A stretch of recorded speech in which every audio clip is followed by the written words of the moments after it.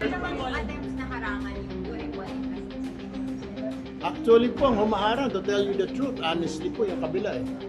It's not us po sa majority. I will not name names po, pero the truth of the matter is, real talk lang po. Sila na po ngayon nakikiusap na wag na ho natin ituloy yung Blue Ribbon.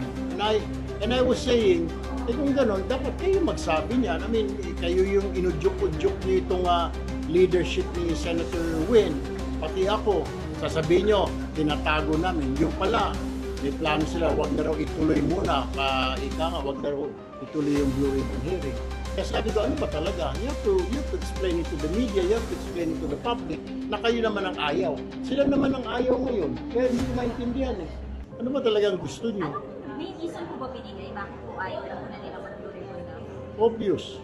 Dahil ba patag-reason? Obvious.